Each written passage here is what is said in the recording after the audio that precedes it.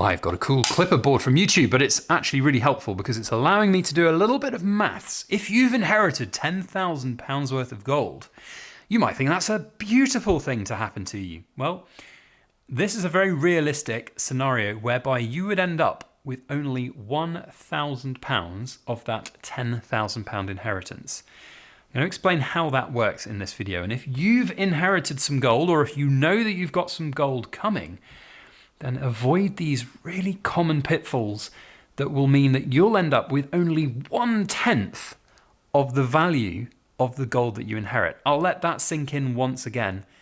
1/10 of the gold that you inherit is yours. The rest goes to a taxman and an auction house. Wow, that is just crazy. And this is how.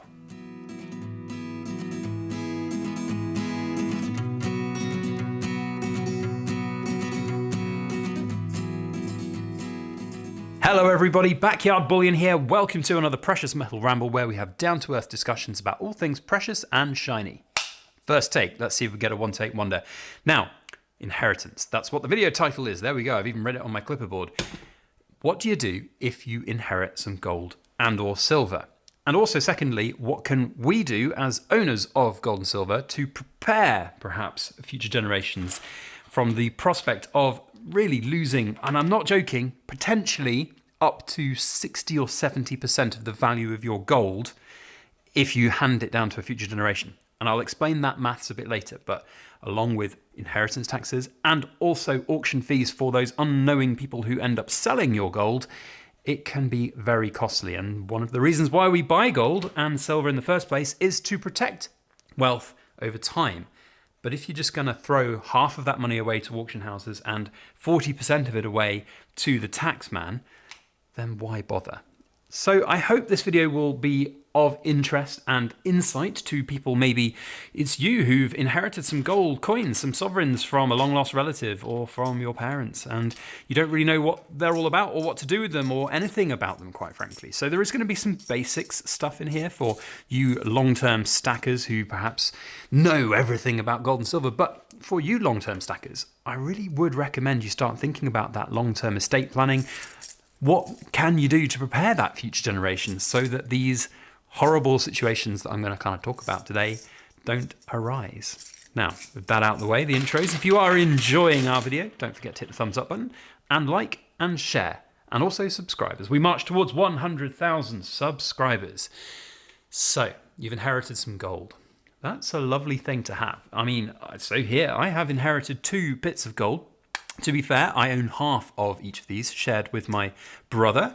These were coins that we have inherited from our collective grandfathers. Now, one of the coins was bought by one of our grandfathers as a, I say investment, they just had it. It was a half Krugerrand and it was left to us in his will.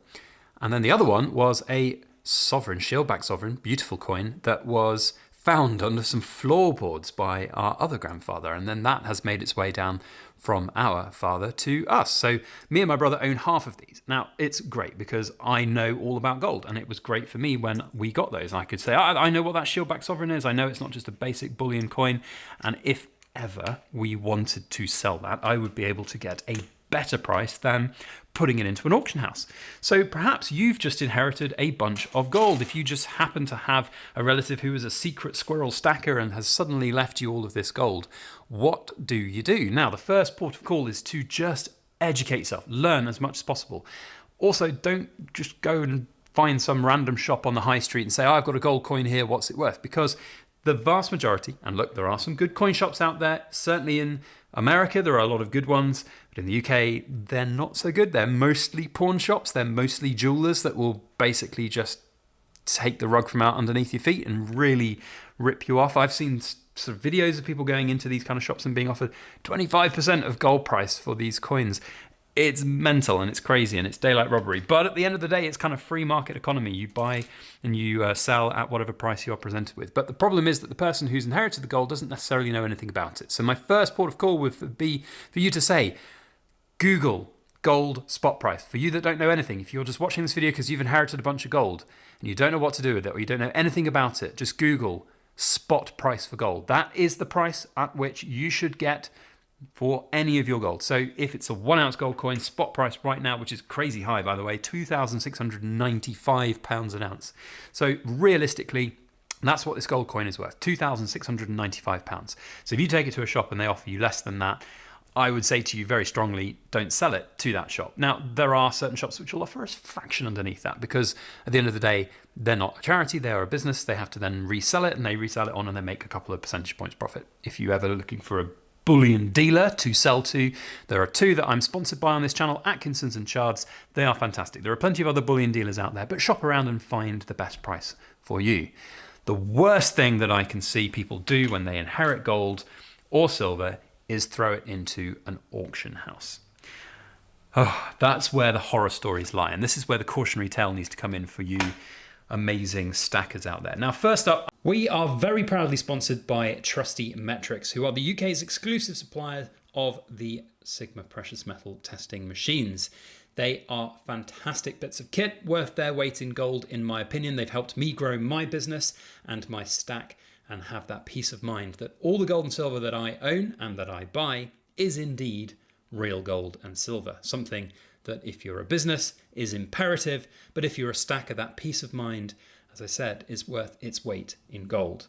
Now, Trusty Metrics are a fantastic organization, a small family-run business that provides customer service second to none.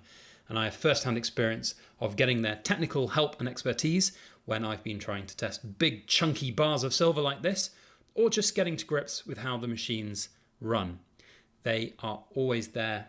I mean, they've been fantastic for me, even on weekends, to get prompt answers for just simple queries. They are a non-pushy organization, and they have and continue to work with businesses and investors to make sure that the machines that they get are right for them. So if you're interested, you can go and see their website with the full range of machines that they have on offer. And if you're interested, reach out to them and tell them that Backyard Bullion sent you their way. Thank you once again to Trusty Metrics for sponsoring our channel. And now back on with our precious metal ramble. I just want to say one thing, that I am not an inheritance tax advisor. I am a guy who owns shiny things. Interesting tidbit, I do know a probate solicitor here in the United Kingdom who deals with this on a daily basis. She's told me an awful lot, but I'm not here to give that advice formally. I'm here to just digest what I understand the rules to be. Now, if you die and you've got a bunch of gold and silver and you've got other assets in your house and you have gone over the thresholds for inheritance tax, any assets that you have, the gold included, will be taxed. So if you have, let's call it £10,000 in gold, and you have to pay, your relatives have to pay, the estate has to pay inheritance tax, you automatically lose 40% of that to IHT. So you are left with £6,000. Now, what happens is that valuation is done on the deed of probate. So when you've died, your estate is valued, and then that is due. So if you have that £10,000 of gold, your relatives will have to pay the difference, £4,000, to keep the ownership of that gold. Now, a lot of people don't have lots of money lying around, especially if they haven't prepared themselves for this kind of eventuality and they don't know anything about it. Perhaps you haven't heard that your long-lost relative has a bunch of gold. So to get that £4,000, what people have to do is sell the gold. Now, the problem here is that you take this gold to an auction house because you don't know better and you don't know where to sell it. And most of the big kind of like antiques auction houses that you'll see, Flog It and all of these other programs, they charge 25% buyer's fee. So basically whatever the buyers will end up paying, they'll pay 25% less a spot price because they'll basically end up paying spot price. And then they'll charge you 25% seller's fees. So that together is 50%. Now, if you've got 10 grand's worth of gold at spot price and you sell it and those auction fees kick in, you get £5,000 in your pocket. And you've then got to pay that £4,000 tax bill, which means that you are left with £1,000 in your pocket, having been left with £10,000 worth of gold. Let me sink that into you for a minute. Sink that in. Or let that sink in. 10% of your investment is handed down to your relative because of that scenario. And that is not an uncommon scenario. You go online and you search for various auction houses, and I guarantee you will find auction houses selling gold, sovereigns, coins, whatever it might be, charging 25% for the buyers, charging 25% for the sellers. The auction house takes half of your 10 grand. The government takes 4,000 of your money. You are left with £1,000 from your 10 grand. Why bother? Why bother investing your money along this way if that's what's going to happen? So, long-term stackers, big boy stackers, big girl stackers, wherever you might be in this world, what do you do to prepare that? So, now listen, again, from an inheritance tax perspective, I am not here to give inheritance tax formal advice or planning, but what I would say is that giving cash to a relative rather than giving an asset which they then have to sell will instantly eliminate this 50% risk potential here. Now, of course, this 50% risk doesn't happen if you've watched the beginning of this video, you've inherited gold and you've just gone and sold it to someone like Atkinson's or Chard's Bullion, because that you will not get the 50% there. You'll get closer to the 10,000. You'll probably get 9,900, let's call it. And then you'll pay your £4,000 tax bill and you'll be left with £5,900. So you'll see the difference there. You gain a lot more.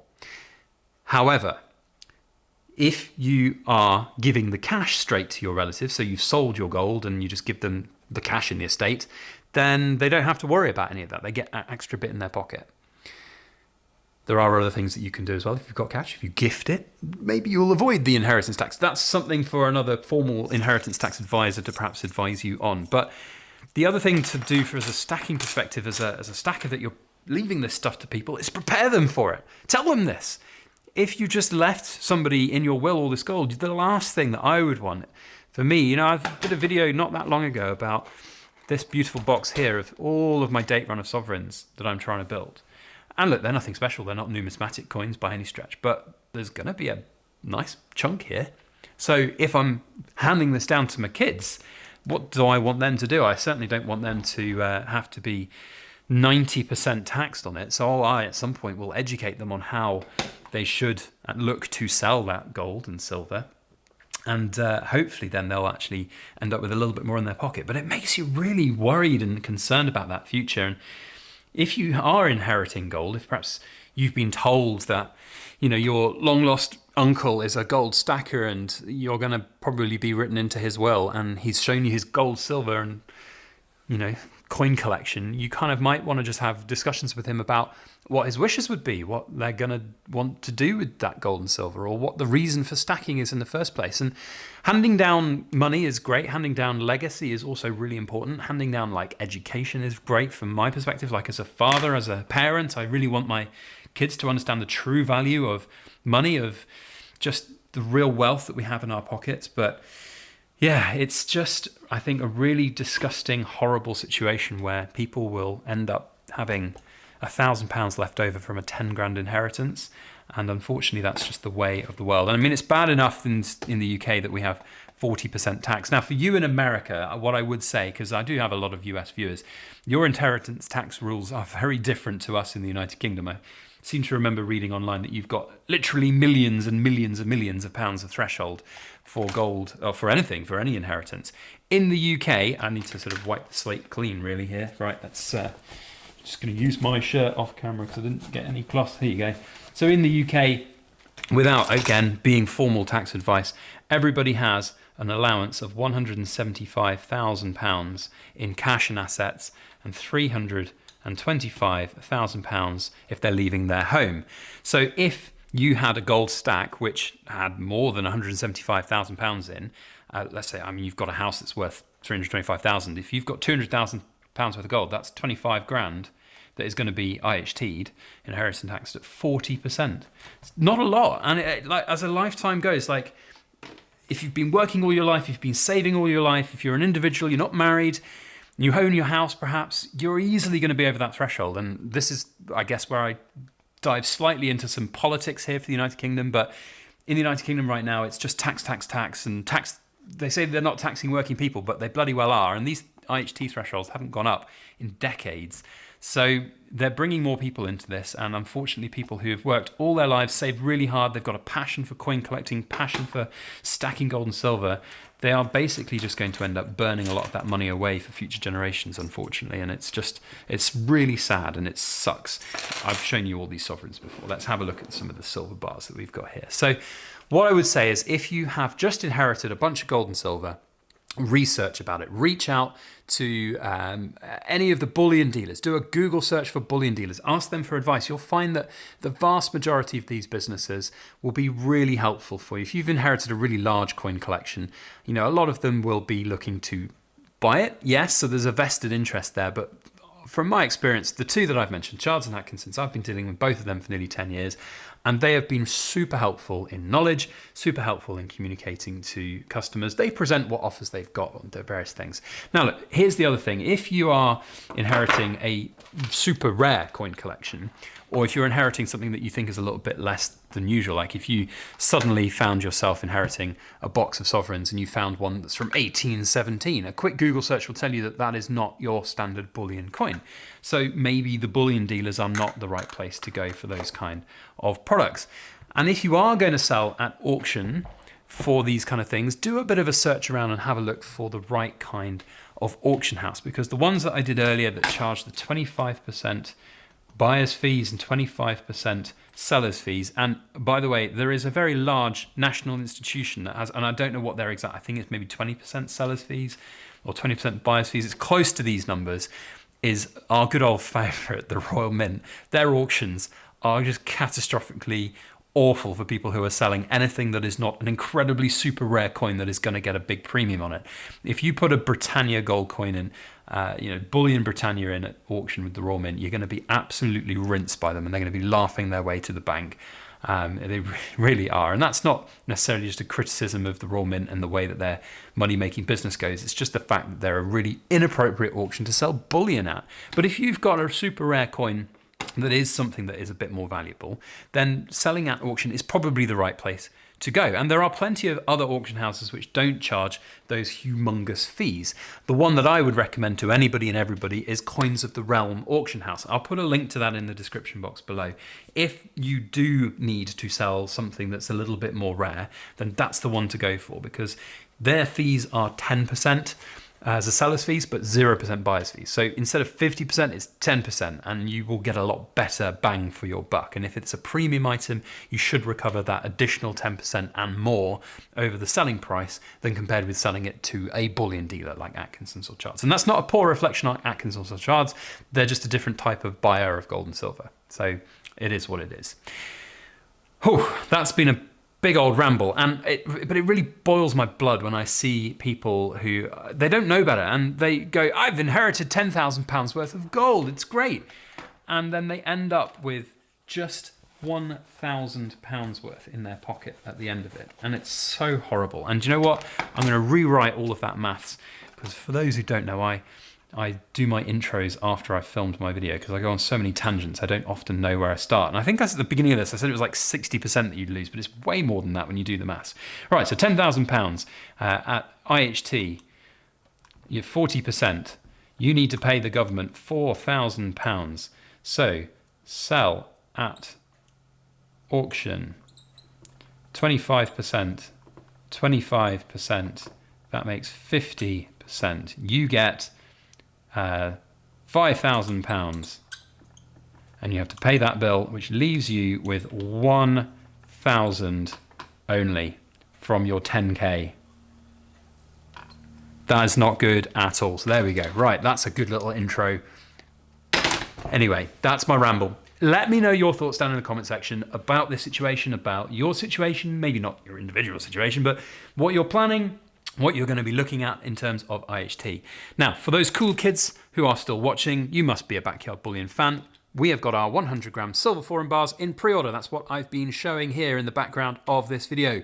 So if you're interested in pre-ordering any of these 100 gram bars, then do drop me an email or have a look at the link in the description box below. And for you super amazing, extra cool kids that watch on the day of release, then in literally 2 hours time from the time I publish this video, I will be live on Cobra Stacker's channel for a silver auction. We're going to be auctioning a bunch of really cool coins and collectibles on his channel. And we're also commemorating the event with some hand-poured silver that I have made. And we've got here these beautiful pieces, these Cobras. There's 10 of them, and they will be available on our website. There will be a link in the description box below to our website, and you can go and buy whatever's left. I don't know if there'll be any left, but that's what we're going to have. It's going to be a good old fun time, so go and check out Cobra. Otherwise, Cool Kids Club, let me know, what should we do? What should we do? I think we've got to do £1,000. Oh no, here's your code. Only £1,000 ... is your Cool Kids Club code to let me know that you're cool for watching to the end, and also maybe one day I'll choose that comment as a random winner in our 100,000 subscriber giveaway. That's it from me. Thank you all for watching. We'll see you on the next video. As always, please make sure you like, share, comment, and subscribe for more.